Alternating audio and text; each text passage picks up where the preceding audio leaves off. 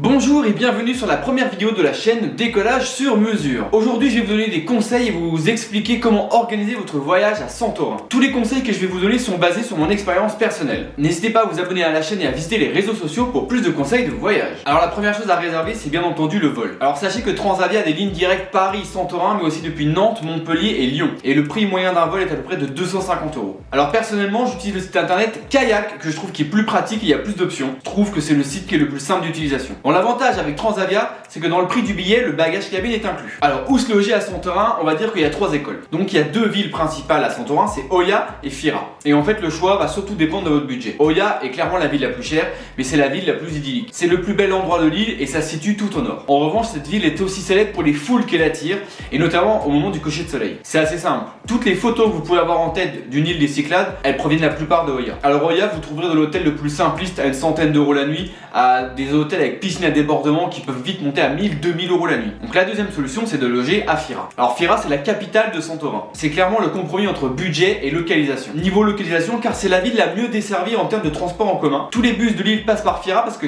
quelle que soit la ligne, Fira est toujours le terminus. Je m'explique. Par exemple, si vous voulez aller de l'aéroport à Oia, et ben en fait le bus fera d'abord aéroport Fira, Fira, Oia. En fait, quelle que soit la destination, il fait toujours un arrêt qui est le terminus à Fira. Donc si vous ne prévoyez pas de prendre de voiture, clairement, il faut envisager d'aller à Fira. Alors maintenant, niveau budget, Fira est moins cher que Oia, même si là aussi vous pouvez trouver de superbes chambres avec vue sur la caldeira, piscine, enfin tout ce qu'il faut. Alors si jamais la vue et la piscine ne sont pas dans vos critères mais vous cherchez vraiment du budget, vous vous éloignez de 5 minutes du centre-ville et vous trouvez des chambres à moins de 100 € facile. Et en troisième solution, nous avons Imero Vigli. Alors Imero Vigli est un village qui est à seulement 2 km de Fira et c'est tellement proche que vous pouvez le faire assez facilement à pied. Et d'ailleurs entre Imero Vigli et Fira, vous avez une super balade. Et si vraiment il faut, il y a quand même une quatrième solution qui est de dormir dans une ville près de l'aéroport si vous êtes plutôt plage.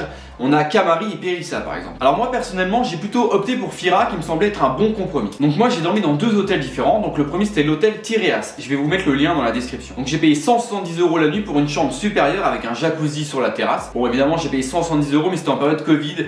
Donc maintenant pour avoir un tarif comme celui-là il faut plutôt venir hors saison parce que maintenant ça a quasiment doublé. Et donc du coup pour des questions de budget j'ai aussi pris une deuxième chambre donc dans le Deluxe Rest Boutique. Je vous mets le lien également en description, qui est à 5 minutes du centre-ville de Fira. Et donc là j'ai payé 70 € la nuit pour une chambre classique avec tout ce qu'il faut et une piscine quand même.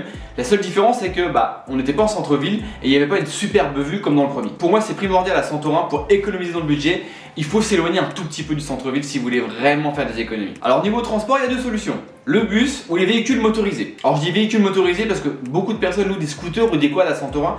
Mais moi je vais surtout m'attarder sur les voitures. Tout simplement parce que j'ai pas pris de scooter parce que je suis un peu une flippette, on va pas se mentir. Alors comme je l'ai expliqué précédemment, en fait les transports en commun à Santorin c'est que les bus. Et l'avantage du bus à Santorin c'est que c'est pas très cher puisqu'un Fira Oia vous coûtera environ 4 €. Donc c'est plutôt économique. Donc si vous avez prévu de loger dans un seul village et de faire que quelques excursions, le bus sera une très bonne alternative. Et donc vous pouvez également louer aussi un véhicule, une voiture. Et moi c'est l'option que j'ai choisie. Bon, on va revenir une minute sur ce qui s'est passé quand j'ai loué le véhicule. J'ai toujours entendu dire qu'on pouvait louer un véhicule directement à l'hôtel. Donc je suis allé voir le patron de l'hôtel qui s'appelait Arturo. Et d'ailleurs il a pas oublié de nous le dire, My name is Arturo, don't forget my name. Et donc il s'est occupé tout le lendemain matin. Donc il y a un loueur de voiture qui est venu directement de l'hôtel. Donc déjà la compagnie s'appelait Fast and Furious. Bon déjà, ça te fait pas confiance Fast and Furious. Bon du coup je me suis retrouvé avec un véhicule qui était pas, je veux dire, t'as pas peur de le rendre avec une rayure quoi, je veux dire on est plus à ça près. D'ailleurs j'ai déjà fait une vidéo où on peut voir cette aventure, je vous la mettrai aussi dans la description. Au final je vous conseille de passer par un loueur local ou de passer par une plateforme type BSP Auto ou Rental Car. J'ai pas loué le véhicule pendant tout le voyage, je l'ai loué que 2 jours. En même temps je suis pas sûr qu'il aurait tenu plus de 2 jours, mais bon. Vous pouvez très bien faire une partie de vos voyages avec Fira et Oia en bus et le reste en voiture, donc vous n'avez pas besoin pendant une semaine. Et donc la question primordiale c'est qu'est-ce que je vais faire à Santorin. Donc je vous ai fait un top 6 de ce que moi j'ai préféré. Et évidemment je vais commencer par la visite de Fira, donc là où j'ai dormi, qui est la capitale de Santorin. Et donc la ville est connue pour ses nombreuses rues, ses petites maisons bleues et notamment la vue sur la caldeira. Vous trouverez également de nombreux restaurants avec des grandes terrasses avec vue sur la mer. Et donc c'est à Fira aussi que se trouve la cathédrale de Santorin et la cathédrale métropolitaine orthodoxe. Bon finalement la meilleure manière de visiter Fira en fait c'est juste de flâner dans les rues, de marcher le long des falaises, de trouver au coin des rues des vues sur la mer ou encore des chats. La deuxième activité à faire pour moi c'est la randonnée Fira Oia. C'est une randonnée de 11 km entre les 2 plus grands villages de Santorin. Cette randonnée c'est un peu une succession de paysages de cartes postales. Vous passerez par Fira, Imero Vigli, Ferro Stefani et vous arriverez à Oia. Cette randonnée c'est un mélange de rues pavées et de chemins de terre. Alors par contre c'est très peu ombragé donc si vous la faites en plein été, prévoyez ce qu'il faut. Alors moi personnellement je l'ai fait, c'était en septembre, il y avait un ouragan à 200 km donc ça a été, mais je pense qu'en été il faudrait faire très attention. Et donc sur le chemin de cette randonnée vous pourrez faire également un détour par le Scarros Rock. Donc c'est un petit piton rocheux, on peut appeler ça comme ça, qui est au bas de Imero Vigli. Alors je l'ai fait, je le recommande, alors ça va vous rajouter 1 heure de détour, mais vraiment, 1 heure de détour, mais ça vaut le détour. C'est un peu physique parce que du coup il faut descendre pour aller jusqu'au rocher et après il faut le remonter.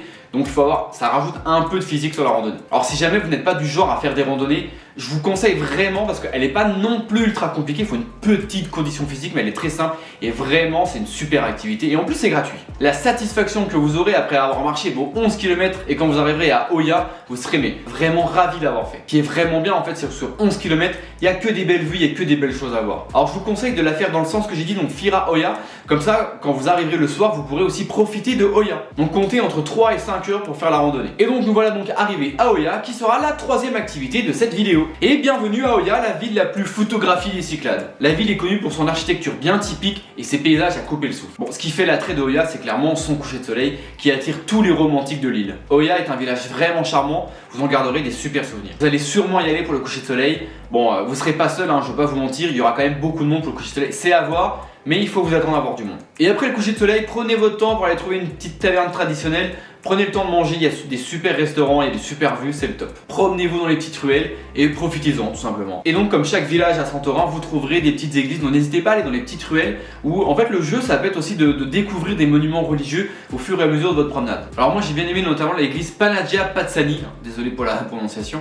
On n'en parle pas trop mais moi je trouve qu'elle a un charme, en plus il y a le soleil qui donne dessus, vous pourrez pas la louper, elle est en plein milieu de la rue principale. Alors sachez qu'à l'époque elle avait été construite à l'intérieur du château et que finalement elle a été déplacée dans la rue principale parce que le terrain était plus stable. Et enfin dans Oya vous trouverez aussi beaucoup de boutiques d'artistes et de bijoux par exemple. Et enfin pour finir aussi vous trouverez la baie d'Amoudi donc qui est à Oya, il faut descendre 300 marches pour y accéder. Mais la descente vaut le coup d'œil, vous y verrez de super panoramas. Alors Santorin c'est une île mais c'est surtout un volcan. Et c'est justement l'activité volcanique qui va nous intéresser pour la 4e activité. Faire une croisière dans les sources d'eau chaude. En effet, pas mal de compagnies proposent des croisières, donc en catamaran sur un bateau classique, avec au programme se baigner dans les eaux chaudes, généralement un repas typique le matin ou le soir avec la salade grecque et tout ce qu'on connaît. Et généralement sur le chemin, les bateaux passent devant des points de vue. Ils vont par exemple passer devant la Red Beach qui est une plage de sable rouge.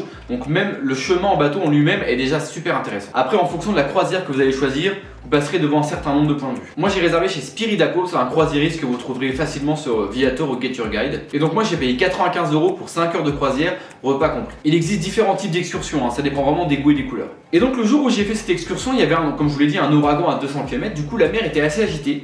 Et le capitaine avait proposé de prendre des médicaments anti-nausées. Bon moi comme je fais jamais de problème en bateau, j'en ai pas pris. Bon malgré tout le mal de ventre était quand même largement supportable et j'ai passé une super journée. Donc mon petit conseil, si un capitaine d'un bateau vous propose de prendre un médicament, prenez-le. Et on passe à la 5e activité, passer une après-midi à la station balnéaire de Périssa. Donc Périssa c'est situé au sud-est de l'île. Donc Périssa c'est un village de moins de 1000 personnes qui est plutôt endormi l'hiver et qui se réveille seulement l'été venu. Ce village c'est un bon compromis pour ceux qui aiment se baigner et faire la fête et qui veulent pas dépenser non plus beaucoup. Le point le plus intéressant de Périssa, c'est sa plage de sable noir. Et si vous venez en plus avec un masque et un tuba, vous pouvez y faire du snorkeling, c'est très sympa. L'eau ne grouille pas de poissons, mais vous pourrez quand même en apercevoir quelques-uns. En fait, c'est un lieu de détente et de baignade, ni plus ni moins. Alors en juillet et en août, la plage est plutôt blindée, donc je vous conseille d'y aller plutôt en basse saison, ou alors tôt le matin ou tard le soir. Et si vous remontez la plage vers le sud, vous pourrez atterrir à Perivolos, et il y aura de nombreuses activités nautiques, le jet ski et tutti quanti. Et donc ici, après ces 5 activités, il vous reste encore un peu de temps et encore un peu de force, je vous propose de descendre les 388 marches qui descendent au port de Fira. Cette descente permet d'avoir un super panorama sur l'île et sur Fira. Alors pendant cette descente vous croiserez beaucoup d'ânes sur la route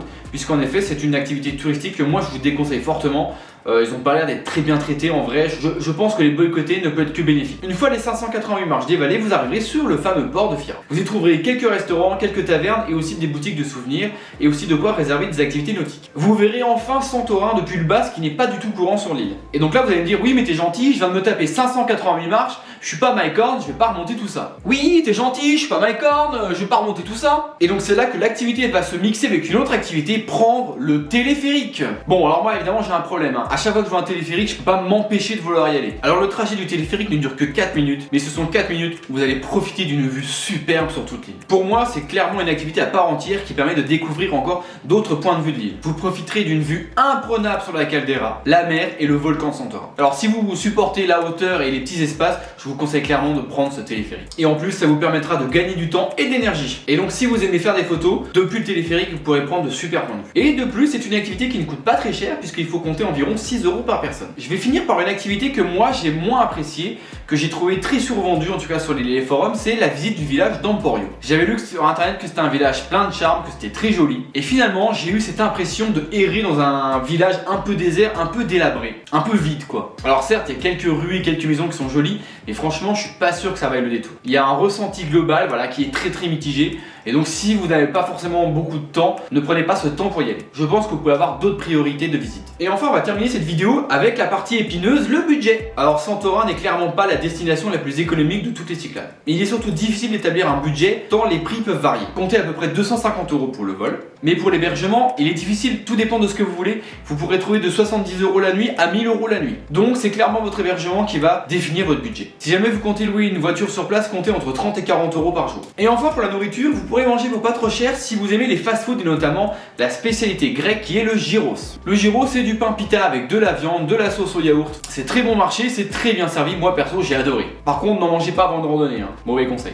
J'espère que cette vidéo vous a plu et qu'elle a été complète sans être trop longue. Je vous mets le maximum d'infos en description. Mais si jamais vous avez des questions, n'hésitez pas à les mettre en commentaire, j'y répondrai avec grand plaisir. Et donc on se retrouve sur les réseaux sociaux et sur mon site décollagesurmesure.fr. Pensez à mettre un petit like et à vous abonner et à mettre la petite cloche de notification, c'est gratuit, ça me fait plaisir. A bientôt dans une prochaine vidéo et n'oubliez pas, voyager c'est la vie.